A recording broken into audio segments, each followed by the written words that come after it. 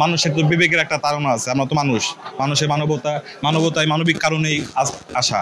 দেখলাম আমরা খবরে নিউজে সোশ্যাল মিডিয়ায় দেখতে পাচ্ছি যে ওই অঞ্চলে অবস্থা খুবই ভয়াবহ অবস্থা। তো ওই দিক বিবেচনা করে আর মানে মানবিক দিক চিন্তা করে আর ঘরে থাকতে পারিনি, যে না যার যতটুকু সামর্থ্য আছে, যার যে পরিমাণ সামর্থ্য আছে ওইভাবে সে যা আমাদের যতটুকু সামর্থ্য আছে আমরা সেই পরিমাণ সাহায্য করতেছি।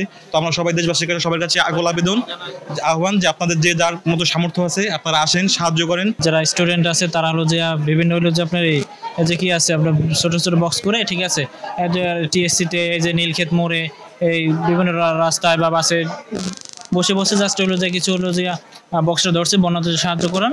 তো এখান থেকে কেউ 10 টাকা 20 টাকা দেখতেছি, 100 টাকা 500 টাকা নোটও দিচ্ছি। আমরা শুকনো খাবার যেগুলো এবং পানি, তারপর আপনার হলো যে স্যালাইন, এগুলো নিয়ে আসছে। এগুলো নিয়ে এখানে হলো যে আমরা প্যাকেট করা হচ্ছে, প্যাকেট করে এগুলো আমাদের ট্র্যাক করে তো ফেনীর উদ্দেশ্যে রওনা হবে আর কি। এটা ফেনী অর্থাৎ ওই আসলে এখানে যারা সিনিয়র আছে তারা দায়িত্ব নিয়ে কাজ করতেছেন। এখন স্টেপ বাই স্টেপ ভাগ করে পাঠানো হবে। দেশের এই ক্লান্তি লগ্নে এখানে কাজ করতেছে, ভালো লাগতেছে যে আসলে মানুষের পাশে একটু দাঁড়াই, ঠিক আছে, নিজের উদ্যোগে এখানে চলে আসে। এখন তবে এখানে তো আমার কিছু না, কিন্তু মানুষও কি আমরা ভিডিও দেখতেছি কীভাবে দেখতেছি যে মানুষ মারা যাচ্ছে, তারপর খাবারের অভাবে ভুগতেছে, অনাহারী অবস্থায় আছে, ঠিক আছে, এগুলো আসলে নিতে পারতেছি না। বিবেক তো অনেক সাড়া দেয়, যার জন্য এখানে আসা। কিন্তু এখানে আসলাম দেখে এইখানে একটু সাপোর্ট দেওয়া দরকার, ঠিক আছে, ভাইদের পাশে আসি, এর জন্য আমি কিন্তু এখানে আসছি।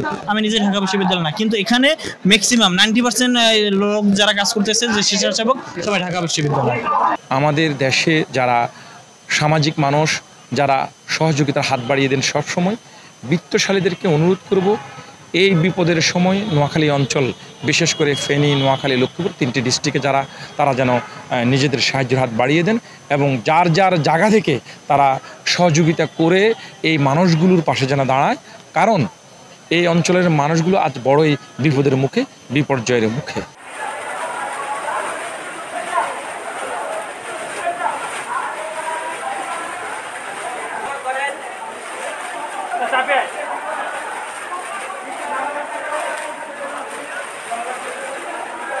সংবাদ, ফিচার ও অনুষ্ঠানের জন্য ভিজিট করুন সংবাদ প্রকাশের ওয়েবসাইট এবং যুক্ত থাকুন ফেসবুক পেজ ও ইউটিউব চ্যানেলের সঙ্গে।